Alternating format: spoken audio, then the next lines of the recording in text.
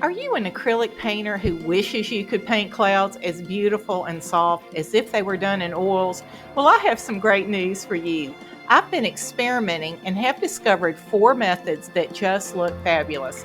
I'm going to show you all 4, and at the end, I'll share my final review of pros and cons of each so you can decide which method will work best for you. I can't hardly wait to do a big sky and use what I've learned. Stay tuned. When I think of slow drying paints, I think of us using a slow drying medium. So I started out with this first experiment using Golden's open slow dry acrylic medium. A lot of companies make these mediums. I'm not advocating for this one in particular, but I do like the applicator tip that makes it so easy to add a drop to pile. So I'm starting off with ultramarine blue on the canvas. I'm making 3 values of ultramarine blue and white. I've got a dark, middle, and light value, and I've just added a couple of drops of my slow dry medium right into those piles using a palette knife. Now I'm dipping into my darkest pile. It didn't look quite dark enough, so I'm going back into the pure ultramarine, adding a little more of the slow dry medium to make sure that that medium is in all the paint that I'm using. I'm using my favorite Rosemary and Company Classic Long Flat. It's a great brush for clouds. It's got kind of a nice soft edge. And I'm just putting in some strokes using that I'm using that darkest value, getting the shadow side of the cloud. Just putting in some loose strokes. Now I'm dipping into that middle value and just loosely building that cloud out.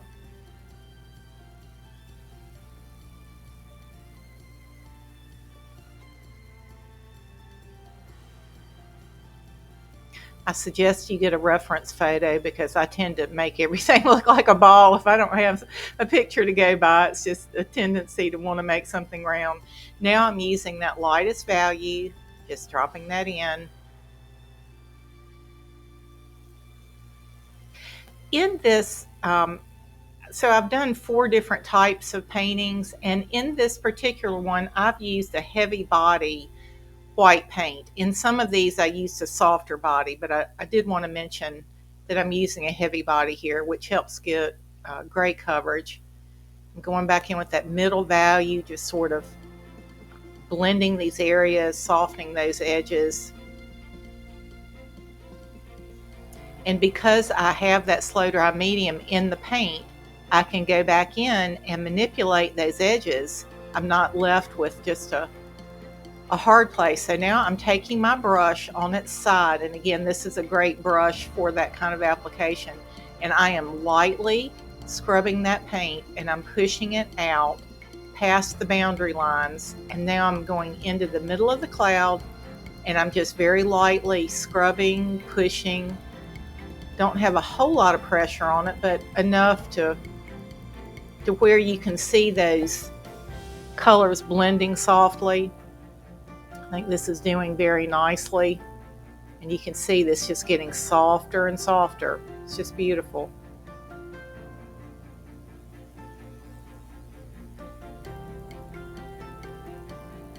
I have found with all of these clouds, once I go through this first process, it helps to go back in with a thicker dollop of the whiter paint and start putting in some areas with the second or third coat to give that illusion that the cloud is thicker in some parts and brighter than in others.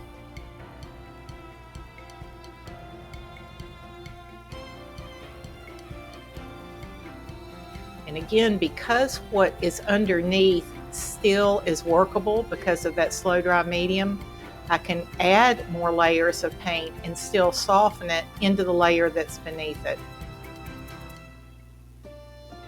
I like to add some little dabs of break off pieces, adding a little wispy clouds at the bottom, just filling in a little bit. Again, using the side of my brush, I'm scrubbing it.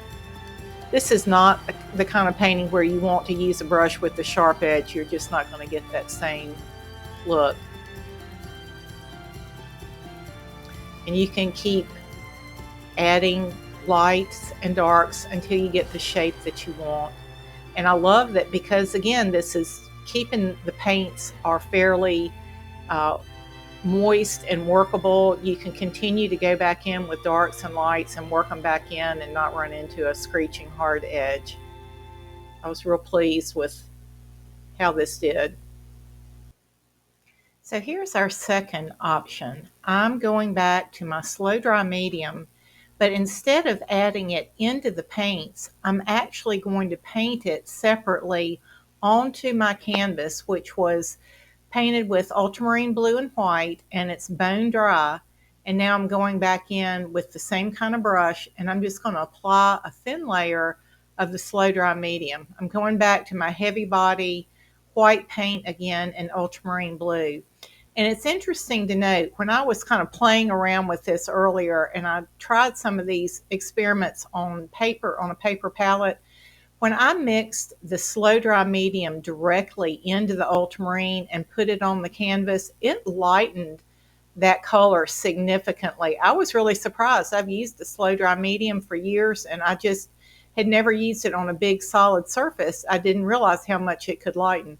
So this time I'm just mixing my three values like I did before, but I'm not putting any medium in my paints. I'm just going to put my medium on top of my very dry palette using that same brush. I just put some in the corner of my palette and I'm just putting it on.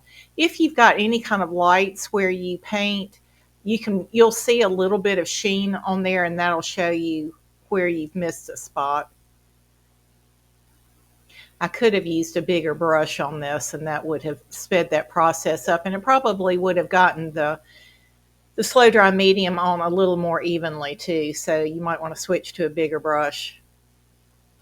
I can see where it's slightly lightened that paint color just a little bit, but nothing like when I mixed it into the paint. So here I've gone back into my darkest value again, just like we did in the first painting. I'm going to speed this up for you. I don't want to bore you with these exercises because I'm doing basically the same thing at this point. I did go back and add a little bit more of that ultramarine just to darken that a little bit, dropping it here and there.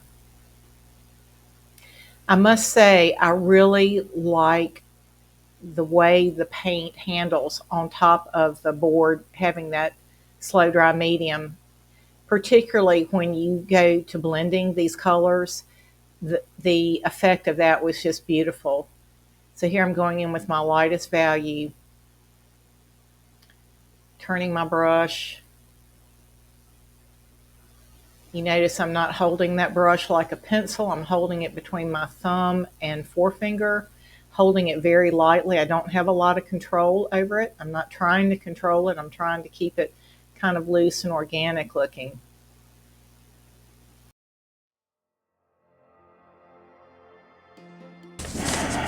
All right, this next idea is one that I borrowed from Tim Gagnon. He's got a lot of videos out there on painting clouds. He's a really nice artist. But he used liquid white. I didn't have liquid white, but I'm using a soft body white. So I'm using my Rosemary & Company Classic Long Flat. I've got a fair amount of paint on the end of that, and I'm just going to start scrubbing that in. I'm using a base of ultramarine blue, and I'm pushing the paint off of this brush. I'm just bringing it out, pushing that paint out more and more. And as you can see, the farther out that I get, the more you're seeing that blue underneath.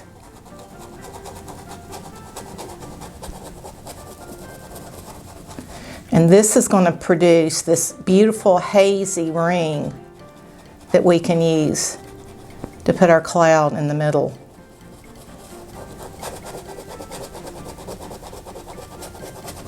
And just keep pushing.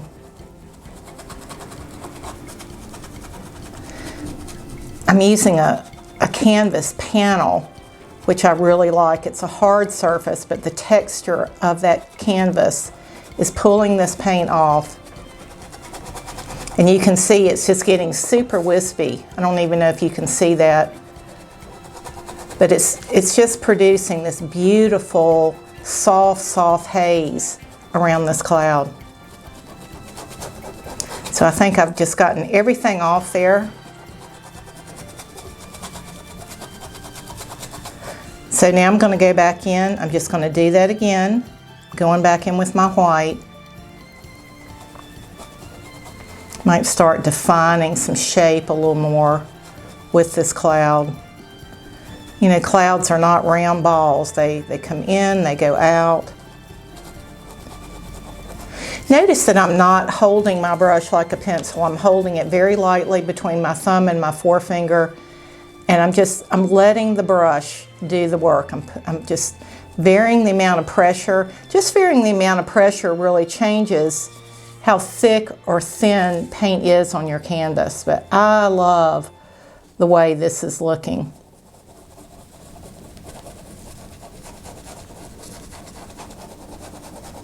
That's just beautiful.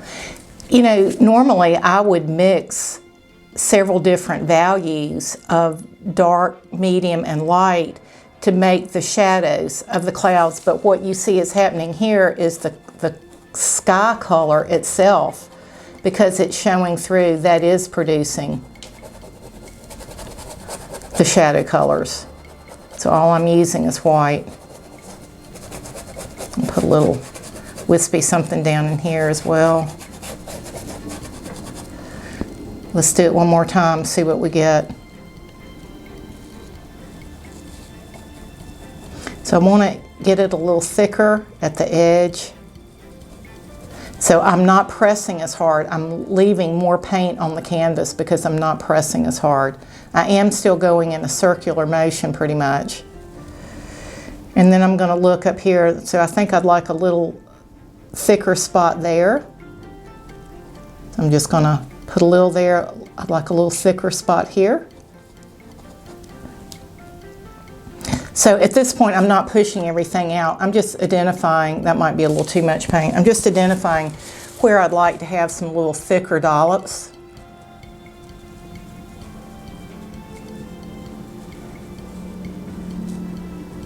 I really like using my brush just to flick some places too.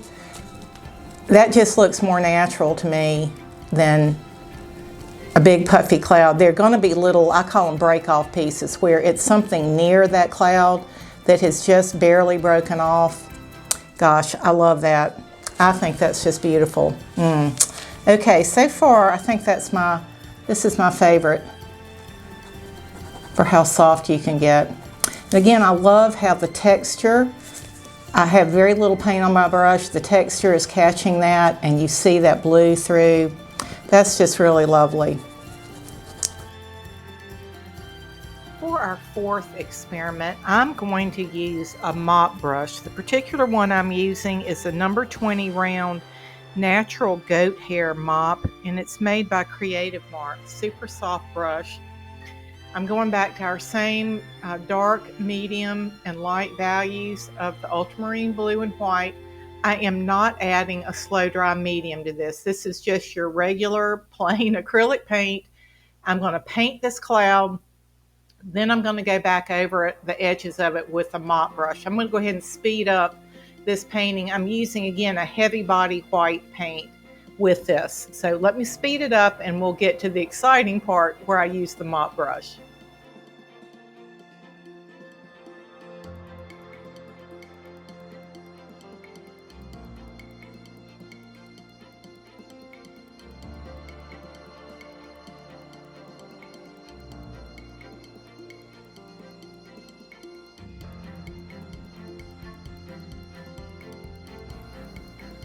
So I'm taking this brush and I'm pushing it away from the center of the cloud. I'm hitting those lightest edges and pushing it out.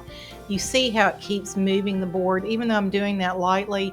And I think because there wasn't any slow dry medium in that paint, it's catching it and it's pulling it. If this was oil paint, I think it would glide a lot easier. But I'm having to really kind of press in now, where really with the mop brush, you should be just very lightly feathering that across the top. I was really having to work at it at that point. Wasn't a happy camper at that point. At this point, I decided the only thing to do was to go back in and add some slow dry medium to my paints. So I did that to each pile and then went back over this cloud with this paint that now has medium in it. And once I did that and went back over it with the mop brush, it was a completely different experience.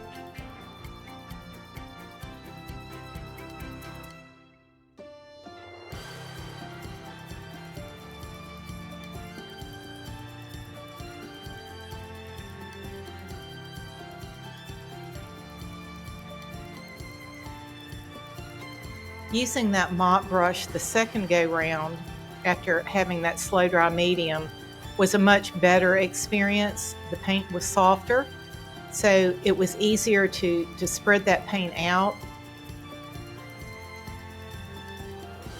Particularly, it didn't spread out on the edges so much, but within the body of the cloud, those edges in between colors just disappeared. It just became this beautiful, soft blur, like a hazy sky that would be very difficult to get just with your brush. So I really saw the benefit of it in the body of the cloud more than on the edges. With the edges, when you use the mop brush, they just sort of disappear. So I found myself having to go back over the outside edges a number of times trying to maintain some whiteness and thickness, because you're really just brushing it away every time you use the mop over it. I also realized that that size mop was so large, it was hard for me to concentrate it in small areas and really control it. So I dropped down to a much smaller brush, and that made things a lot easier as well. So let me quickly share some pros and cons of the 4 different methods to help you get a feel for what might work best for you. In the first painting, I mixed the slow dry medium directly into the piles of paint. The good thing about this is it can be done at any part of your painting stage. Even if you just wanted to soften up one small area of clouds in your painting, you could add medium to that one pile of paint.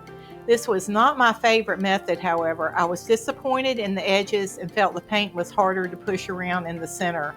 I like that you can add it to a specific area of your painting, but did not feel that this gave the softest result. In the second painting, I brushed the slow dry medium directly onto the canvas. This painting experience was nothing short of luxurious. The paint on top moved so easily, and it remained easy to move. The only downside I see is if you have to plan ahead and get that on your canvas before anything else happens. The other surprise in this is that it left a sheen on the solid blue of the sky. I don't dislike that, I'm just letting you know. But overall, I think this method had the softest effect and the easiest to manipulate. With the third method, where you take some white and just keep pushing it and pushing it to the outside, it's a great mistake-proof method for beginners, and you don't have to worry about mixing values. The downside is you won't get the depth in your clouds as when you do mix darker paint values. I thought the effect of this was quite nice and certainly good when you're wanting more simple white clouds. And finally, my love-hate relationship with the mop brush. It was quite a drag, literally, until I added the slow dry medium to my paint. It did produce a beautiful blend within the body of the cloud, but overall, it was not my first choice. So all that was said and done, I think my favorite painting out of the group was when I put the slow dry medium on top of the canvas and just used regular paint and use the side of my brush to push that paint out. And wow, I just really love the effect. I'm planning on doing a large painting, and I'm certainly going to incorporate this method. Hey, I hope these tips were helpful to you. I'd love for you to subscribe and hit that like button. And be sure and check out my website, where I've got a lot of inexpensively priced courses and tutorials. And of course, by subscribing to my YouTube channel, you'll be sure not to miss any more free things that I have coming out frequently. Thanks so much for watching. God bless.